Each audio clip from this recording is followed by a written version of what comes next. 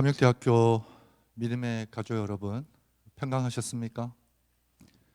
어느덧 2023년 또 한 해가 밝았습니다.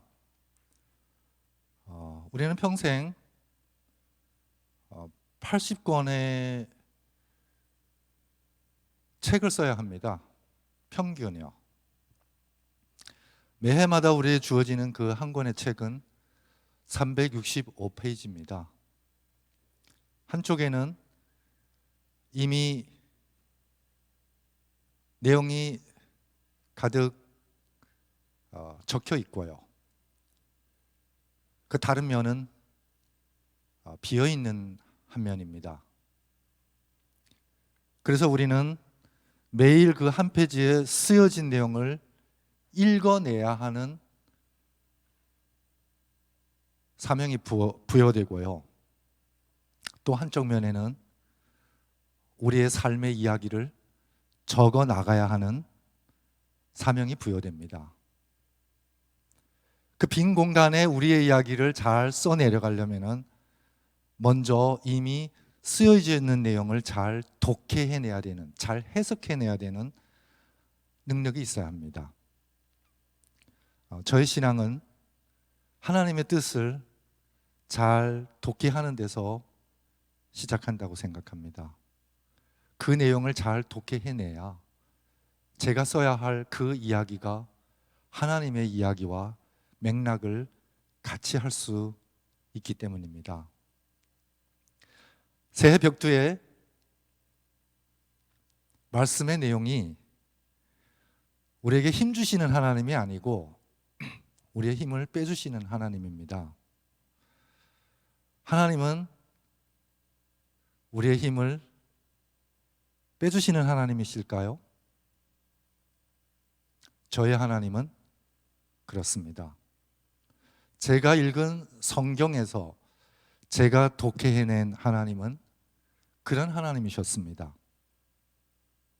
제가 나이 50이 넘어서 수영을 배웠습니다. 근데 자꾸 가라앉는 겁니다. 트라우마가 있기 때문에 그렇습니다. 7살 땐가 익사할 뻔했던 기억이 물을 은연중에 두려워하는 이 트라우마가 내재해 있었던 것입니다. 물에만 들어가면 힘이 들어가더라고요. 힘이 들어가니까 몸이 유연해지는 것이 아니고 뻣뻣해집니다. 그러니 자꾸 가라앉더라고요. 그래서 자유형을 2달이나 배웠는데도 발차기조차 제대로 못하고 늘상 가라앉는 겁니다. 코치님이 우리 선생님만큼 뻣뻣한 학생은 제가 처음 봅니다. 이렇게 핀잔 아닌 핀잔을 줘서 꽤 기가 죽어가는 참이었습니다. 근데 오늘 아침 제가 그냥 물 위에 한번 누워봤습니다. 힘을 다 빼고요. 그랬더니 뜨더라고요. 이거구나. 그 순간 제 몸에서 뭐를 터득한 것 같습니다. 그래서 누운 채로 발을 찼습니다. 그랬더니 가더라고요. 내친 김에 팔을 저어봤습니다. 그랬더니 배영이 되더라고요. 코치님이 깜짝 놀랍니다. 어디서 몰래 레슨 받고 왔냐고요. 아닙니다.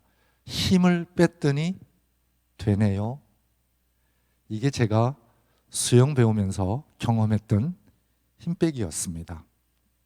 아마 모든 스포츠, 아마 어떤 악기들의 연주법, 처음부터 우리에게 가르치는 것은 힘을 빼라는 것입니다.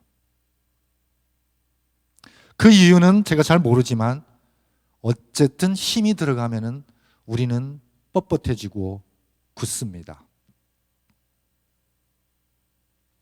여러분, 온유하고 말랑말랑한 사람은 적어도 힘을 기어코 쓰는 사람은 아닐 것이라고 저는 생각됩니다.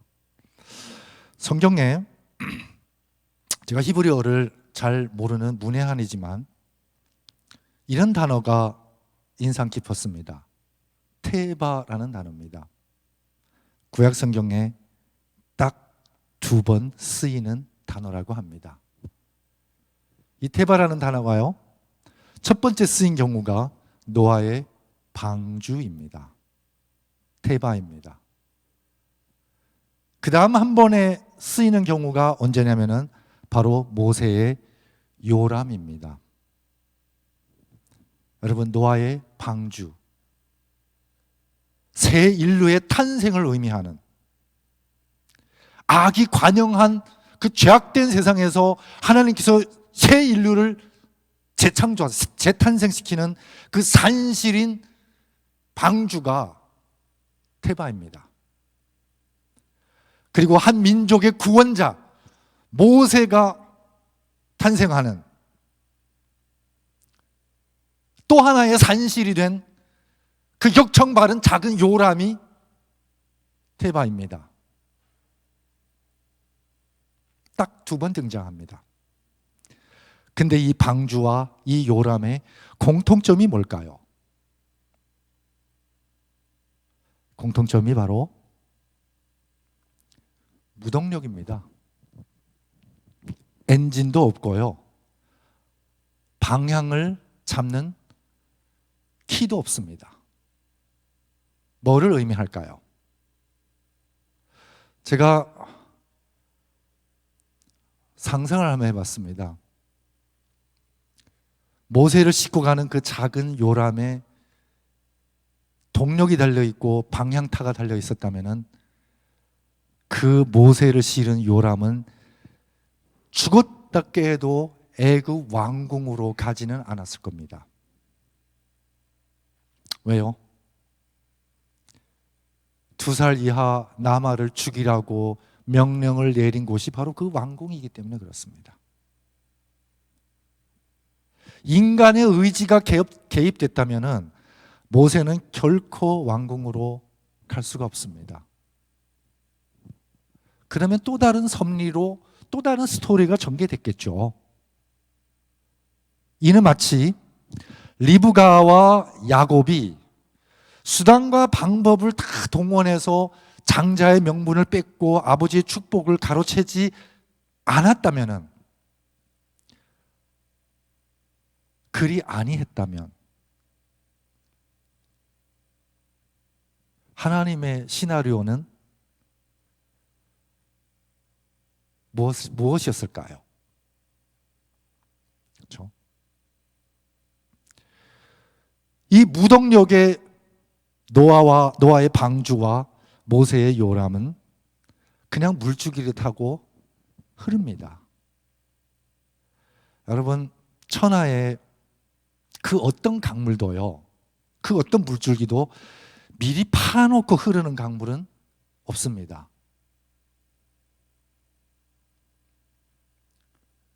나는 꼭 이쪽으로만 흐를 거야, 꼭 요렇게만 흐를 거야, 이렇게 정해놓고 흐르는 강물은 없습니다. 근데 대개 물줄기가 되는 곳은요, 다 낮은 곳입니다.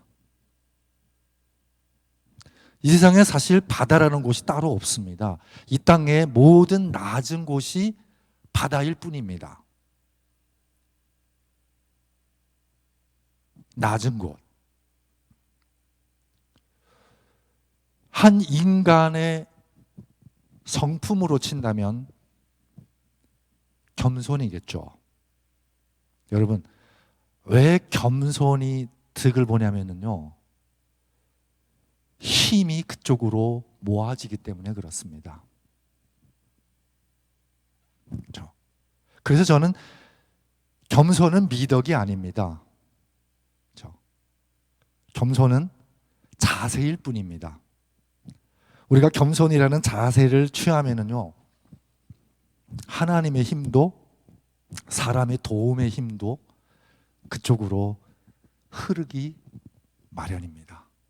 이거는 천지의 섭리가 우리에게 가르쳐주는 이치이기도 합니다.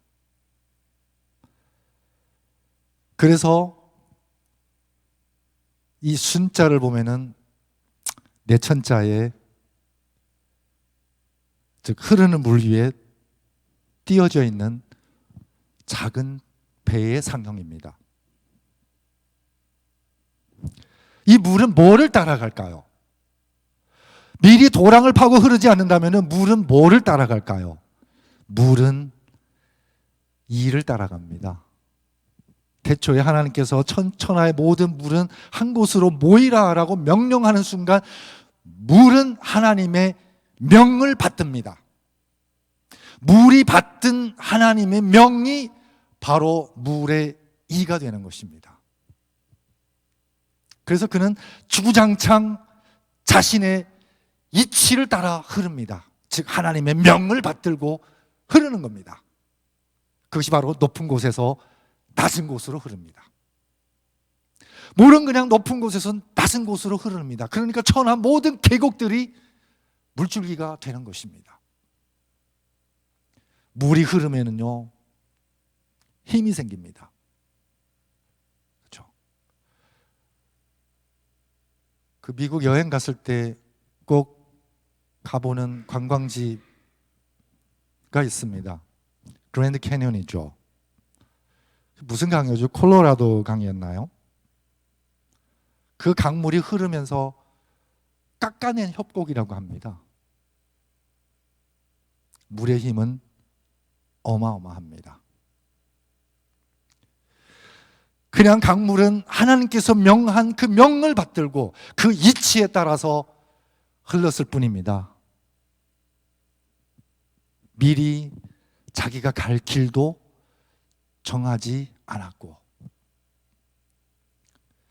미리 목적지를 정해놓고 흐르는 것도 아니지만 오로지 그에게 부여된 이치를 따라 하나님의 명을 받들고 본성을 다할 뿐입니다.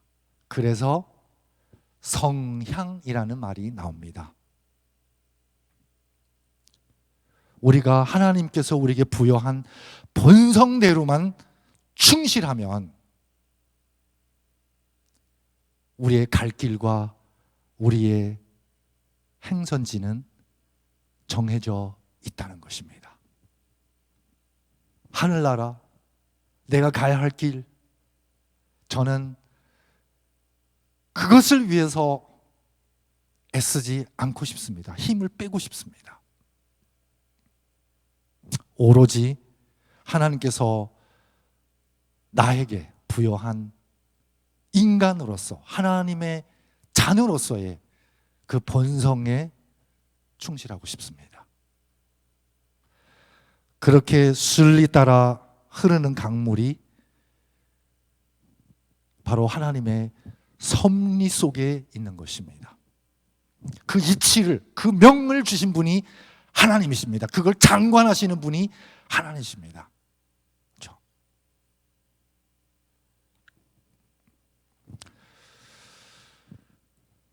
천하 강물은, 직선으로 흐르는 강물은 없다고 합니다. 만약 정말 일직선으로 흐른다면 그건 인공으로 만든 운하라고 합니다. 강은 이렇게 굽이 흐릅니다.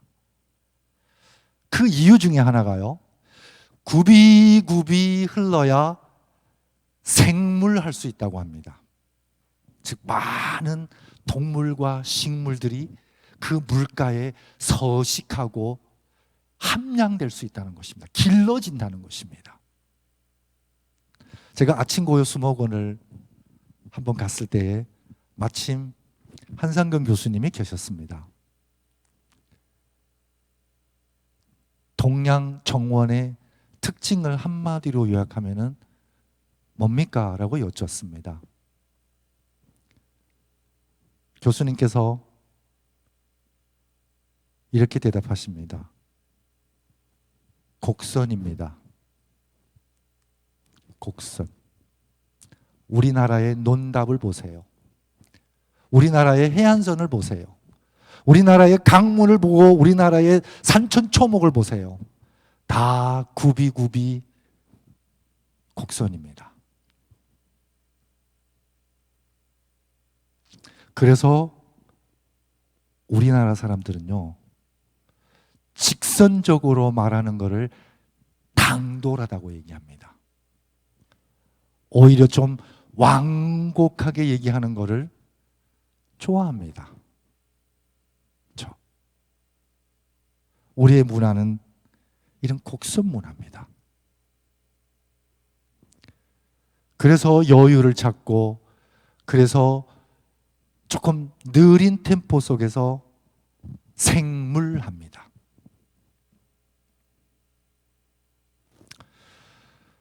아브라함과 사라, 이 두 내외는 힘이 빠지는 게 두려웠습니다. 그래서 그들의 혈기가 빠지기 전에 하나님의 뜻을 이루어야겠다고 생각했습니다. 그래서 그들의 힘으로 난 아들이 이스마엘입니다. 근데 하나님은 그들의 힘이 다 빠질 때까지 기다립니다. 그들의 힘을 다 빼십니다. 아브라함과 사라의 힘을 다 빼시고 나서 주신 아들이 누구죠? 바로 이삭입니다. 그래야 이 아들을 놓고 자신들의 힘 자랑을 할 수가 없는 것입니다. 이 아들을 볼 때마다 이 아들은 하나님의 힘으로 얻은 아들이라는 고백을 자동적으로 하게 되어 있습니다.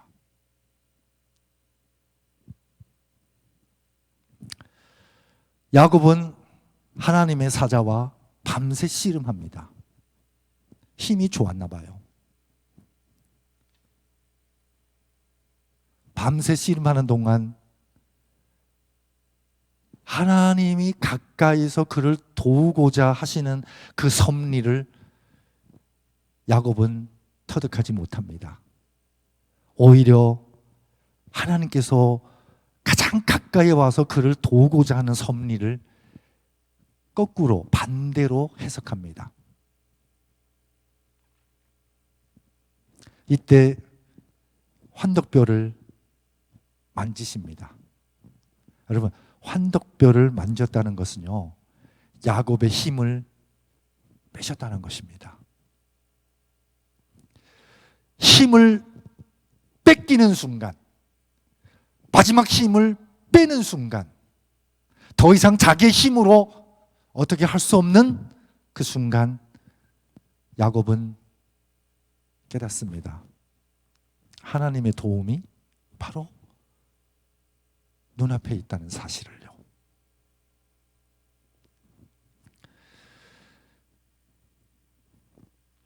야곱의 마지막 힘이 빠지는 순간 비로소 하나님의 힘을 붙잡는 사람으로 거듭납니다. 이렇게 거듭난 야곱 손에는 지팡이가 짚어집니다. 모세의 지팡이도 야곱의 지팡이도 하나님의 힘을 상징하는 지팡이입니다. 이렇게 자기의 힘을 다 빼고 나서야 야곱은 깨닫습니다. 하나님의 힘을 의지하지 않고서는 이 야복강을 절대 건널 수 없음을요. 이 지팡이를, 즉 하나님의 힘을 붙잡는 순간 야곱은 깨닫습니다. 앞으로 나 야곱의 인생에서 내가 내딛는 매 걸음마다 하나님의 힘이 아니고서는 한 발자국도 앞으로 갈 수 없는 존재임을 깨닫습니다.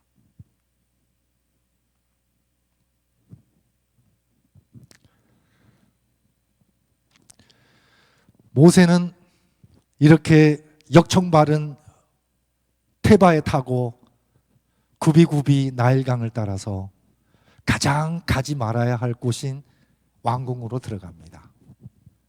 근데 그 가장 위험했던 곳이 또한 가장 안전했던 곳이었습니다. 모든 남아들을 색출해서 죽이는 그 상황 속에서 유일하게 안전하게 길러질 수 있는 곳은 왕궁이었습니다. 인간의 의지로는 결코 상상할 수도 없고 닿을 수도 없는 곳에 하나님의 섭리가 숨어 있다는 것입니다. 애굽의 40년은 이 왕자 될 모세에게 힘을 잔뜩 실어준 40년입니다. 네, 여러분 성경을 잘 아시다시피 이런 힘을 잔뜩 장착한 모세를 하나님께서 광야로 데려갑니다. 광야의 40년은 모세에게는 어떤 40년일까요? 광야의 40년은 애굽에서 40년 동안 애써 기른 힘을 빼주는 40년이었습니다. 그리고 하나님의 힘을 의지하는 법을 배우는 세월이었습니다. 그런 의미에서 우리의 광야는 어딜까요? 어깨에 힘을 잔뜩 넣고 다메섹까지 가서 그리스도인들을 색출하고자 달려갔던 사울의 힘을 예수님이 빼주십니다. 근데 그 힘을 다 뺄 때까지 고향 다수에서 3년, 아랍 광야에서 14년, 17년이라는 세월이 필요했던 것입니다. 그 17년이라는 광야의 시간을 통해서 사울이 바울로 거듭납니다. 승화됩니다. 근데 그렇게 하나님의 사람으로 거듭난 사람들의 공통된 특징은 뭘까요? 바로 힘을 다 뺀 사람입니다. 야곱은 동이 틀 때까지 자신의 힘을 의지하고자 씨름했던 존재입니다. 근데 그 힘을 빼신 분이 하나님이십니다. 그의 환덕뼈를 만지신 분이 여호와입니다. 이제는 이렇게 기도합니다. 하나님, 저의 목에 아직 힘이 들어있다면, 저의 어깨에 아직 힘이 들어가 있다면, 저의 생각에 아직 힘이 들어가 있다면 빼주십시오. 그게 잘 안 빠지면 저에게 광야를 허락해 주십시오. 그래도 안 빠진다면 저의 환덕뼈를 만져 주시옵소서.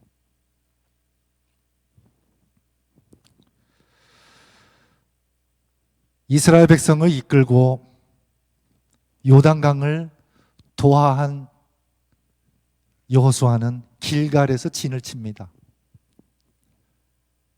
그게 끝이 아닙니다. 시작입니다. 또 다른 시작이요. 왜? 그들 앞에 놓여져 있는 것은 길갈에서 불과 3km 떨어져 있는 난공불락의 요새 여리고성입니다. 그 막강한 블레셋 사람들이 언덕 위에 요새에 진치고 있습니다. 이스라엘 백성들은 낮은 지대일 뿐만 아니라 배수진을 쳤습니다. 그들은 수세이고 이들은 광야에서 지칠 대로 지친 잔녀입니다. 군사적으로는 이로울 게 1도 없는 아주 불리한 형국입니다. 밤에 마병으로 기습이라도 하면 영락없이 당할 수 있다는 것은 졸병들도 압니다. 근데 이때 남은 모든 군사력을 다 동원해도 모자랄 판인데, 모든 힘을 결집해도 될까 말까인 형국인데, 이때 하나님께서 내린 처방이 뭐죠? 할례를 행하라입니다. 여러분 할례 아시죠? 할례를 받은 남정들은 최소한 7일간은 거동이 불편합니다. 처음 3일은 거의 와상, 즉 침대에 누워서 꼼짝 못하는 상황이 올 수도 있습니다. 즉 전투력을 상실하는 상황입니다. 하나님께서 강적을 맞서야 할 자신의 백성에게 마지막 힘을 빼십니다. 마지막 힘을요. 길갈에서 할례를 명하심은 이스라엘 백성의 마지막 전투력을 빼신 것입니다. 왜 그랬을까요? 왜냐하면 여리고 성은 전투로 함락시키는 것이 전투로 함락시켜야 할 대상이 아니고요, 예배로 정복해야 할 대상이기 때문에 그렇습니다. 여러분 여리고 성 어떻게 무너진지 아시죠? 전투와 전략으로 무너진 게 아닙니다. 힘으로 무너진 게 아닙니다. 인간의 힘으로요. 예배로 무너지는 겁니다. 순종으로 무너지는 겁니다. 인간이 전혀 상상치도 못한, 어쩌면 가당치도 않는 방법으로 무너집니다.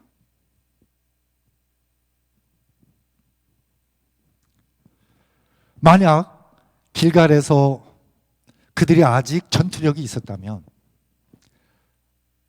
이스라엘 백성들은 그 마지막 전투력이 다할 때까지 싸우자는 주장이 우세였을 겁니다. 하나님은 아마 그걸 미리 내다보셨은 것 같습니다. 그래서 이 마지막 전투력까지 빼십니다. 다시 순자로 돌아오겠습니다. 이 내천자에 이쪽 편은 흐르는 물이고요, 이쪽에는 작은 배의 상형이기도 하고 낙엽의 상형이기도 합니다. 낙엽이요. 가을에 어떤 나무에서 마지막 나뭇잎이 떨어집니다. 이 나뭇잎이 떨어진 그 자리에서 계속 몸부림입니다. 그래서 나무가 한참 지켜보다가 물어봅니다. 애야, 왜 그렇게 몸부림치니? 할아버지, 저요 바다 보고 싶습니다. 바다를 한 번만이라도 본다면 저 죽어도 여한이 없습니다. 평생 거기서 몸부림 쳐봐라. 제자리 걸음일 뿐일세. 나뭇잎이 실망합니다. 그러면 저 바다 볼 수 없단 말입니까? 기회는 있지. 어떻게 해요? 조금 있다가 부는 바람에 네 자신을 태워라. 그 다음에는요, 바람을 타고 가다 보면은 강이 보일세. 그 다음에는 강으로 갈아타게. 그 다음에는요, 강을 타고 주구장창 함께 가게. 그러면 바다를 볼세. 이렇게 쉽단 말입니까? 그러고 말고 아닐세나 바람이입니다. 바람을 탑니다. 아닐세나 강물이 보입니다. 이젠 강물로 갈아탑니다. 강물에 갈아탔더니 나는 아니 가는데 나는 갑니다. 여러분, 나는 한 걸음도 아니 갔는데 나는 갑니다. 나는 동력이 없습니다. 나는 방향키가 없습니다. 나는 태바일 뿐입니다. 근데 갑니다. 누가 가기 때문에요? 강물이 가니까 낙엽이 한 것은 딱 하나입니다. 탔습니다. 탔습니다. 여러분, 왜 강물은, 모든 물줄기는 낮은 곳을 타고 가는지 아십니까? 낮으니까요. 왜 예수님께서 말씀이 육신이 되어 골고다, 인간이 도달할 수 있는 가장 낮은 곳까지 자신을 낮추신지 아십니까? 우리를 태우기 위해서요. 여러분, 아이들 어부바 할 때, 작은 아이 어부바 할 때, 여러분, 어른들은, 부모들은 그 아이를 등에, 자신의 자녀를 등에 태우기 위해서 항상 자신을 낮추십니다.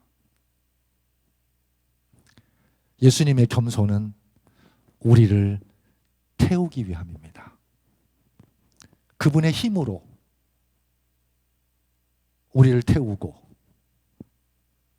그분의 길로 우리를 안내하기 위해서, 인도하시기 위해서, 그분이 있는 곳, 영원한 생명의 바다로 우리를 구경시키기 위해서, 아니, 영원히 함께 그 속에서 자유롭게 노늘기 위해서 우리를 등에 태우시는 겁니다. 이게 순입니다.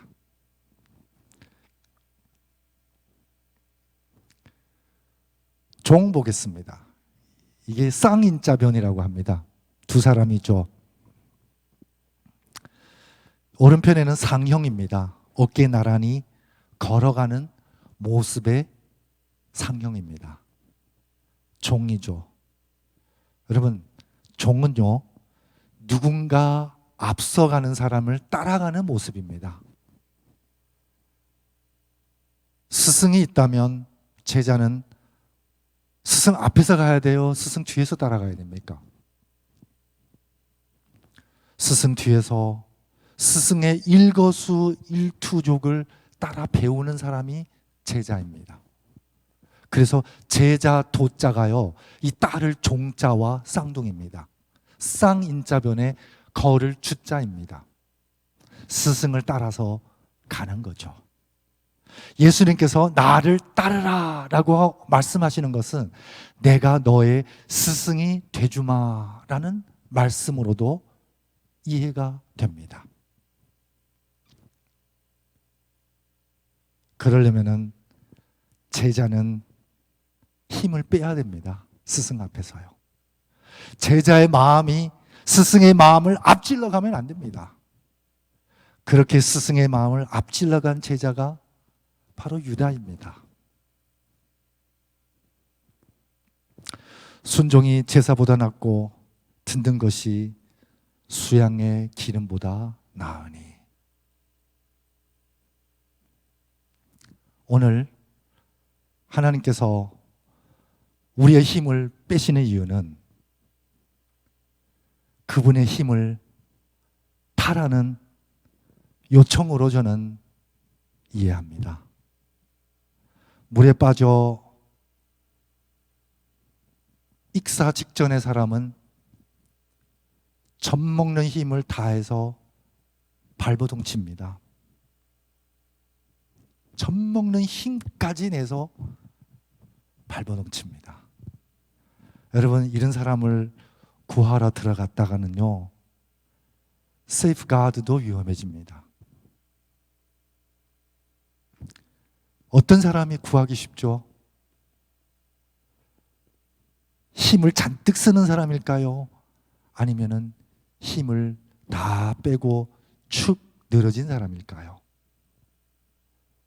여러분, 그래도 완강하게 힘을 안 뺄 때에는 경험 있는 구원자는 그 사람을 잠깐이라도 기절시킵니다. 그렇죠? 그래서 자신의 힘을 빼고 자신의 의지를 내려놓고 온전히 맡길 때에 그 익사 직전에 사람의 구원이 쉽게 이루어진다는 것입니다. 2023년 한 해 우리의 힘을 자랑하고 우리의 힘을 부리는 그러한 삶과 신앙에서 하나님, 당신의 힘을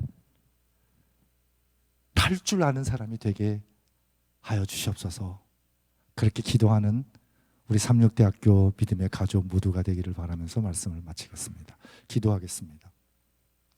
하나님 아버지, 재력이 있고 권력이 있고 지력이 있고 체력이 있으면 나도 모르게 힘이 들어가고 힘으로 모든 문제를 해결하려고 힘쓸 때가 너무나 많습니다.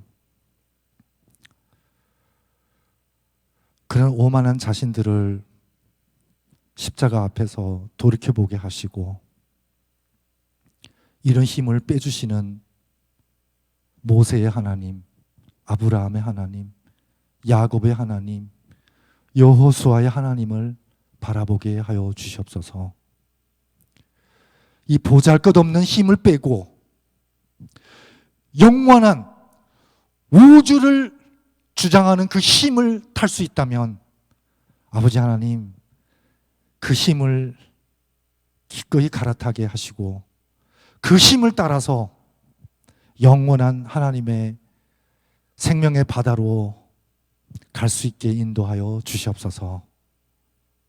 하나님의 힘이 얼마나 위대한지를 경험하는 한 해가 되게 도와주옵기를 우리의 힘이 되시는 예수 그리스도의 이름으로 간절히 기도드리옵나이다.